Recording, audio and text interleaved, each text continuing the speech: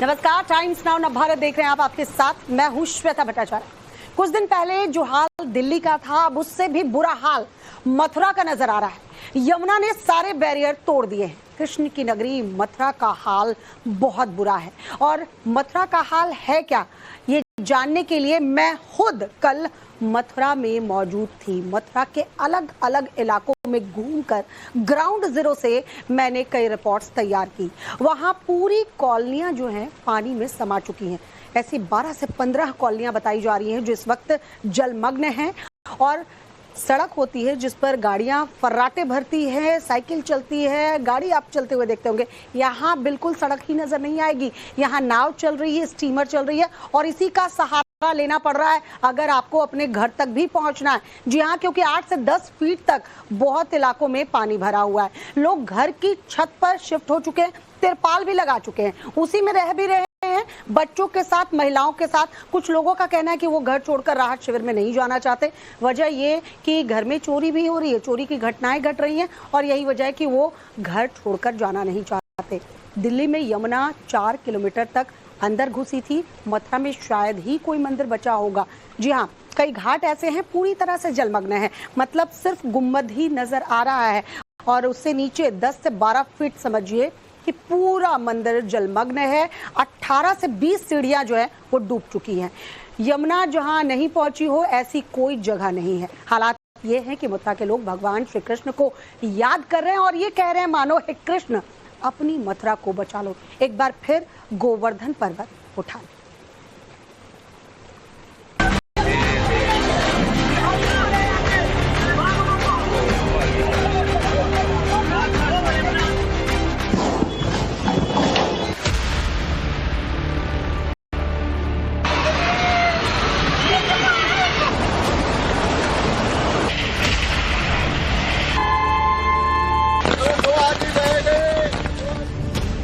जून, जुलाई, अगस्त और सितंबर ऐसी आसमानी आफत टूटी कि पहाड़ से मैदान तक दिख रहा भयावह मंजर।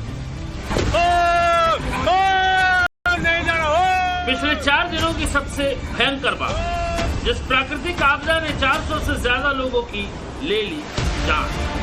30,000 करोड़ रुपए से ज्यादा का हो चुका है नुकसान। वो आफत अभी टली नहीं।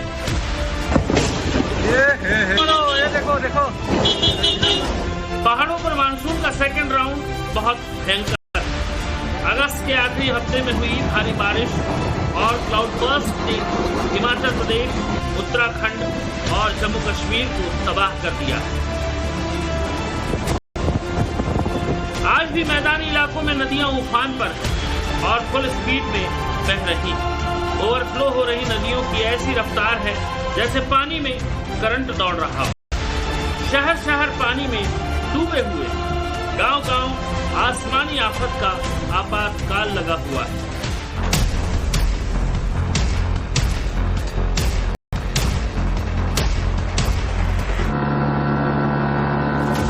पहाड़ों के बाद अब नदियों का प्रकोप पंजाब को डुबो रहा है। सिंधु, रावी, सतलज, झेलम, चिनाब और व्यास ने कैसा कोहराम मचाया है, एक एक तस्वीर दिखाएंगे। रेस्क्यू ऑपरेशन से लेकर पंजाब के हौसले को भी दिखाएंगे।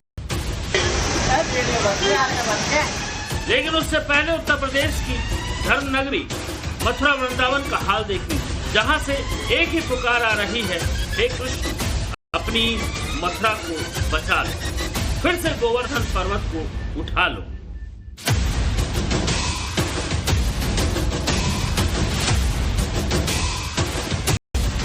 श्री कृष्ण की धर्म नगरी डूब रही है। यमुना अपने पूरे उफान पर है, जिसके बाद ना घाट दिख रहे हैं, ना मंदिरों की चौखट दिखती है।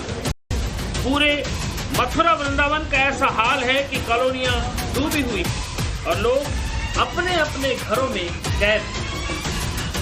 हथनीकुंड बैराज से पानी छोड़े जाने के बाद और पहाड़ी क्षेत्रों में लगातार हो रही बारिश के बाद यमुना का जलस्तर बढ़ता जा रहा है, जिसके बाद मथुरा और वृंदावन की बात करें तो हालात बेहद खराब है। बाढ़ का खतरा मंडरा रहा है। मेरे पीछे आप जो ये पूरा इलाका देख रहे हैं, ये मथुरा है, ये वही कृष्ण की जन्मभूमि मथुरा है, जहां लाखों श्रद्धालु जो है दर्शन करने के लिए पहुंचते हैं। लेकिन अभी फिलहाल यहाँ कॉलोनियों की हालत क्या है जरा देखिए। यहाँ दूर दूर तक आपको जो भी मकान नजर आएंगे वो पानी में जलमग्न हो चुके हैं। पहला तल्ला जो है वो पूरी तरह से पानी में डूब चुका है। मेरे पीछे देखिए वो मकान मैं दिखाना चाहूंगी, विजय को कहूंगी वो व्हाइट मकान दिखा पाए। जरा देखिए कैसे अंदर तक पानी जो है वो घुस गया है। दूसरा मकान आप देखेंगे उसके भीतर भी पानी घुस गया है, ताला लगा हुआ है। और तीसरा मकान जरा देखिए, यहाँ भी लोगों ने ताला लगा दिया है। और ऐसे में स्थिति ये बनी हुई है कि लोग जो हैं वो घरों में कैद हो गए हैं। अब लोगों को घरों से बाहर निकालने के लिए, उनका रेस्क्यू करने के लिए टीम जो है वो पहुंच रही है। इस वक्त स्टीमर में हम मौजूद हैं और दरअसल टीम को सूचना मिली थी कि एक परिवार जो है वो अभी फिलहाल घर में कैद हो गया है और उसे राहत शिविर में शिफ्ट होना है। हालांकि लोग अपने घरों को छोड़ने को तैयार नहीं है, क्योंकि उनका अपना मानना है कि वो अपने घरों में मौजूद रहना चाहते हैं ताकि घर में किसी तरह की कोई चोरी की घटना ना हो, या फिर उन्हें ये यकीन है कि आने वाले दिनों में जलस्तर जो है वो घट जाएगा। मथुरा पर आपदा आई है तो मथुरावासी एक बार फिर अपने श्री कृष्ण से गुहार लगा रहे हैं। ये वो मंदिर है जहां श्री कृष्ण ने कंस के वध के बाद विश्राम किया था। यहाँ पर यमराज और उनकी बहन यमुना जी का एकमात्र भाई बहन का मंदिर भी है, लेकिन सभी जलमग्न हैं। फिर भी लोग सुबह शाम आरती में शामिल हो रहे हैं। थोड़ी दूर पर द्वारकाधीश का मंदिर भी है। अगर जल स्तर बढ़ा तो पानी वहां तक भी पहुंच जाएगा। यमुना मैया की जय, यमुना मैया की जय सभी लोग कह रहे हैं। बल्कि देखिए किस तरह से हम घुटनों से ऊपर के पानी में मौजूद हैं, लेकिन इन्हें कोई डर सता नहीं रहा है। आप लोगों को किसी तरह का कोई डर नहीं लग रहा, परेशानी नहीं हो रही है? नहीं। ये कमर तक पानी में ये तो कुछ भी नहीं है। सन 1978 में था जब द्वारकाधीश के मंदिर तक पहुंच गया था पानी। हाँ, तो इसको कैसे देखते हैं आपको कि यमुना मैया आई है खुद द्वारकाधीश मंदिर में? यमुना जी पहले आई थी, तो यमुना जी हर बार आती है। तो वो जो कृष्ण बलराम जी का मंदिर है, तो भगवान का केशव नाम यहीं से पड़ा। और कुछ महिलाएं देखिए यहाँ पर, मैम क्या कर रही है? पूजा अर्चना करने आई हैं? जी हाँ। क्या कुछ खास आज कुछ नहीं, हम द्वारकाधीश के दर्शन करते हैं, जमुना जी के क्या कहते हैं दीपक जलाते हैं। हाँ, तो आप बिल्कुल यहाँ विश्राम घाट पर पहले ऐसी तस्वीर देखी थी आपने? जी नहीं देखी। नहीं। तो क्या इसको आप कैसे देख रही हैं? मतलब बाढ़ के पानी में डूबा नजर आ रहा है या यमुना मैया आई हैं? जमुना मैया आई है। बाढ़ से लोग प्रभावित हैं। कई जगह निचले इलाके जो है मथुरा में जलमग्न हो चुके हैं। राहत शिविरों में लोग जो है वो मौजूद है। लेकिन वहीं जब हम घाट की तस्वीर देख रहे हैं, चाहे हम बंगाली घाट पर मौजूद थे, वहां पर भी हालात ऐसे थे कि पूरा का पूरा घाट जो है जलमग्न था। मेरे पीछे देखिए जरा स्थिति कि कैसे ये पूरा विश्राम घाट जो है वो जलमग्न नजर आ रहा है। लेकिन इसी पानी में लोग यमुना मैया की जय, यमुना मैया की जय करके जो है वो डुबकी भी लगा रहे हैं और मान रहे हैं कि उनकी यमुना मैया जो है उनको दर्शन देने के लिए आई है। यमुना में चलने वाली नाव अब मथुरा की कुंज गलियों में चल रही है। घर घर में बने मंदिर लबालब है। लेकिन ये हाल सिर्फ मथुरा में हुई बारिश की वजह से नहीं हुआ, बल्कि पहाड़ों पर हुई भीषण बारिश के बाद हथीनी कुंड बैराज से पानी छोड़े जाने के बाद यमुना उफान पर आई, तो तटों को तोड़ते हुए पूरी नदी ही शहर में आ गई, जिसके बाद करीब 1 दर्जन गांव टापू बन गए। जबकि मथुरा वृंदावन में यमुना से सटी दर्जनों कॉलोनियों में 4-4 फीट तक पानी भर गया। प्रशासन ने यमुना के जलस्तर को लेकर आज भी हाई अलर्ट जारी किया। जिले के आला अधिकारी लगातार बाढ़ प्रभावित क्षेत्रों की निगरानी कर रहे हैं और लोगों से सुरक्षित स्थानों पर जाने की अपील भी की है। अब तक करीब 1500 लोगों को राहत शिविरों में भेजा जा चुका है, जहां उनके खाने पीने का भी इंतजाम किया गया है।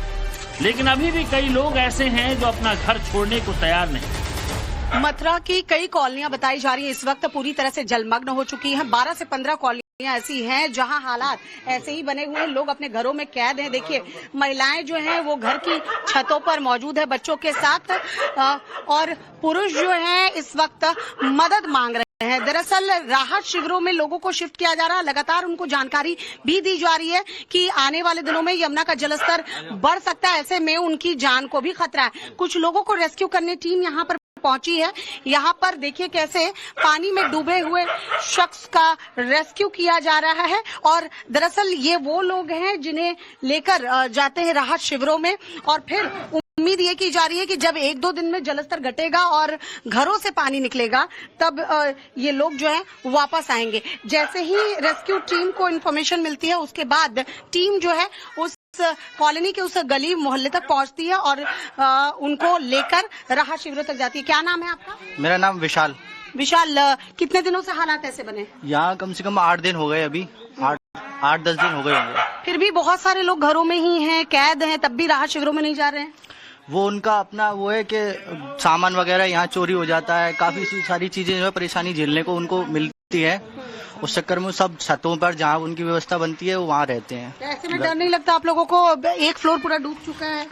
अब डर तो अब इंसान जब खुद कमाता है, सारी चीजें जब वो करता है तो उसको संभाल के रखने के लिए उसको डर सब खत्म हो जाता है। मथुरा वृंदावन में यमुना खादर का भी यही हाल है। दर्जनों कॉलोनियां जलमग्न हो चुकी हैं, तो कई कॉलोनियों में धीरे धीरे पानी घुस रहा है। बीते दिनों हथनी कुंड से 3.29 लाख क्यूसेक छोड़े गए पानी की वजह से मथुरा में बाढ़ के हालात बेकाबू होते जा रहे हैं। वृंदावन में कालिंदी ने लोगों की नींद उड़ा रखी है। यमुना के बढ़ते कदमों से लोग परेशान हैं। कई घाटों को एहतियात के तौर पर बंद कर दिया गया है।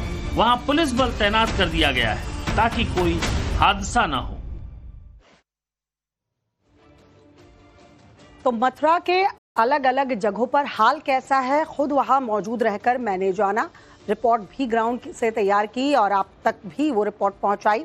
अब जरा ये 5 तस्वीर देखिए। जयसिंहपुरा सबसे ज्यादा फ्लड इफेक्टेड एरिया यही बताया जा रहा है, और बताया ये भी जा रहा है कि जयसिंहपुरा से ही लगा जो यमुना का इलाका है, दरअसल पहले जो यमुना का इलाका था वो बड़ा हुआ करता था, लेकिन जब नदी से पानी कम होता जाता है और नदी समिटती चली जाती है तो लोग जो है नदी किनारे घर बसाने लगते हैं। और यही वजह है कि यमुना जब अपने रौद्र रूप में होती है तो वो अपनी पुरानी स्थिति में पहुंचती है, वो उन जगहों तक पहुंचती है जहां पहले उसका दायरा हुआ करता था।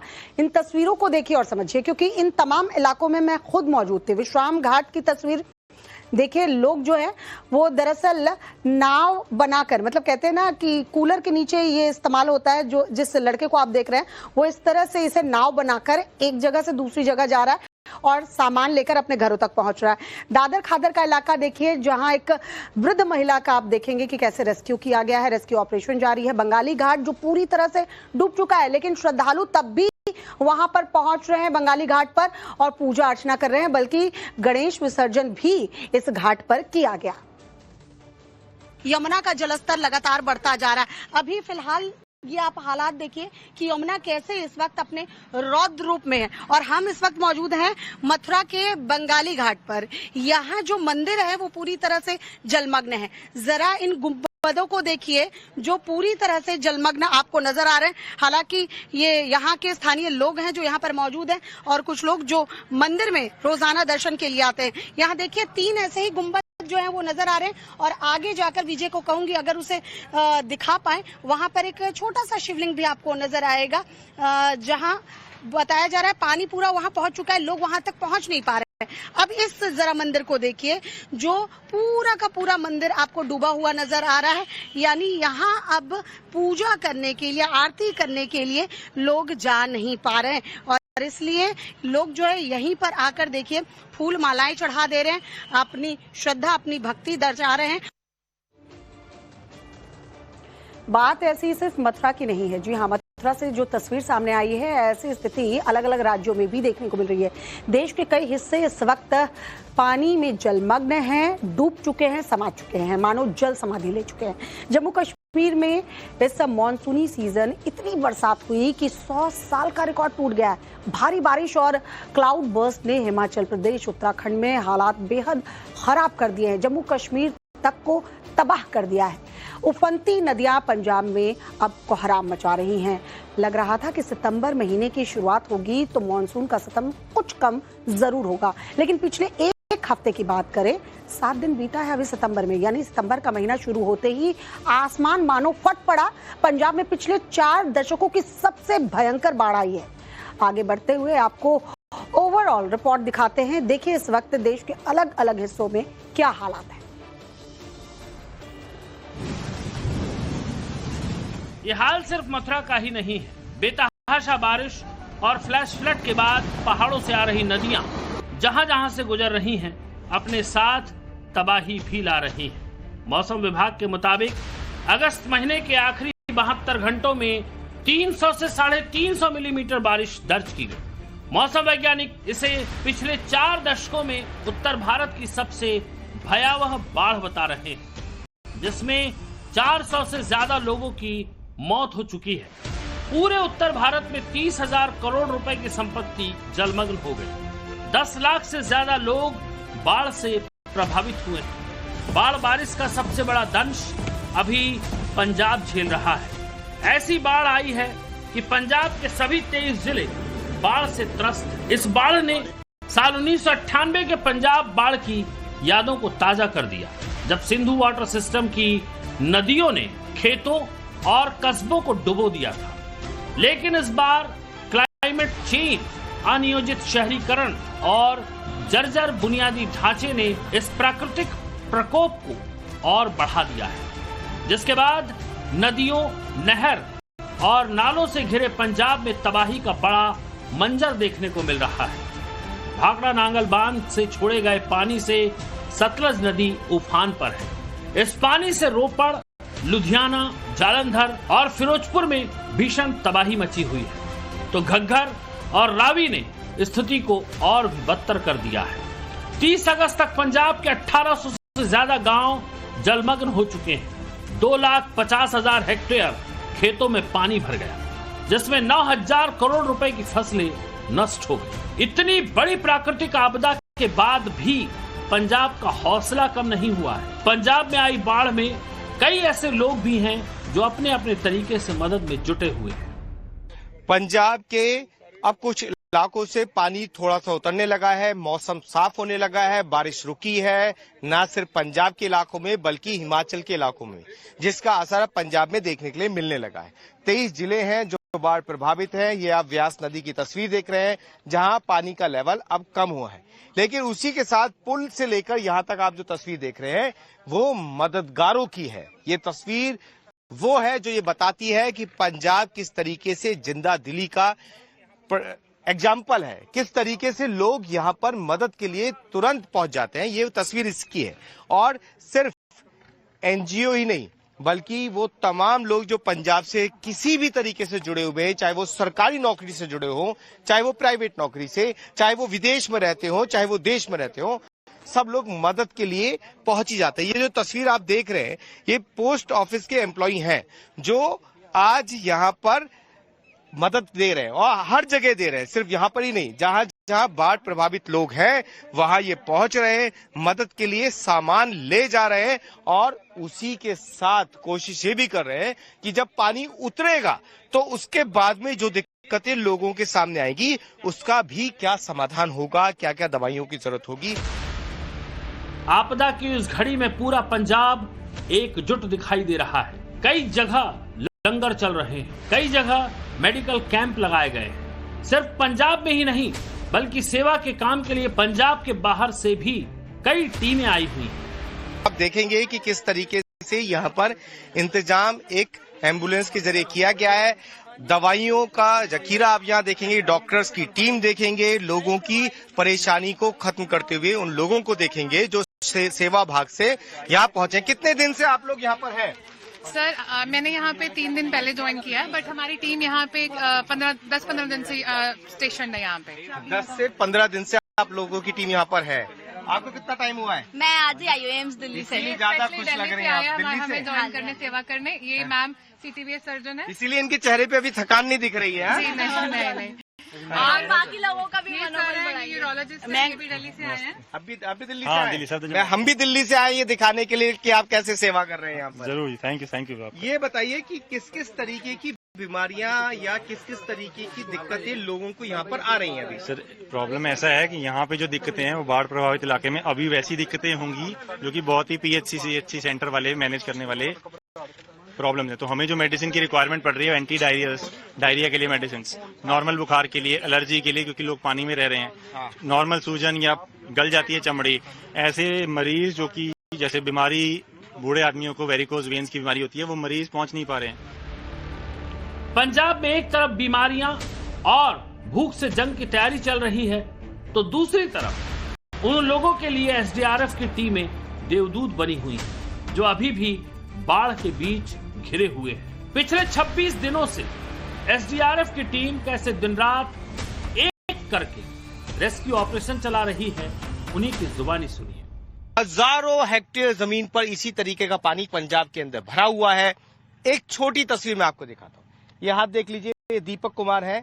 ऊपर आपको हाथ गोरा नजर आएगा और नीचे काला नजर आएगा। उसकी वजह आप समझ सकते हैं कि जब दिन रात आपको धूप में इसी तरीके से राहत बचाव कार्य करना है तो ये रंग तो बदलना ही था। दीपक जी, ये कोई बात नहीं, हमारा काम बोलता है। हमारे फाइटर हमारे साथ बैठे हुए, एक बोट हमारे और आपका रंग ही बता दे रहा है काम तो। ये हमारा रंग और हमारे फाइटर बता दे रहा है। कितने लोगों को आपने रेस्क्यू कराया इस इलाके से? अभी तक मैं लगभग 375 लोग या 380 लोग को मैं रेस्क्यू करके सेफ जोन तक पहुंचा चुका हूँ। कितने घर अभी अंदर हैं जिन पे डेली आप राशन पहुंचाने का काम कर रहे हैं? अभी जितने भी घर हैं अंदर ना, जो 2-4 घर टूट गए हैं उनको छोड़ के जितने भी घर अंदर है, सबको हमारी टीम सुबह से शाम तक राशन पहुंचाने का काम करती है। पंजाब के ही फाजिल्का में भी बाढ़ की स्थिति गंभीर बनी हुई है। यहाँ 27 अगस्त से जल स्तर लगातार बढ़ रहा है, जिसके बाद सेना की टीम, स्थानीय प्रशासन और NDRF के साथ मिलकर रेस्क्यू ऑपरेशन में जुटी हुई है। बोट की मदद से अभी तक सेना ने 2200 से अधिक ग्रामीणों को बचाया है। इलाके में सेना की मेडिकल टीम भी एक्टिव है, जो घायलों का इलाज कर रही है। साथ ही राहत शिविरों में सेना की तरफ से खाने पीने और दवाओं का भी इंतजाम किया गया है। तस्वीरें पंजाब के गुरदासपुर की है, जहां गांव में पानी भरने के बाद एक दूल्हा पूरी बारात के साथ फंस गया।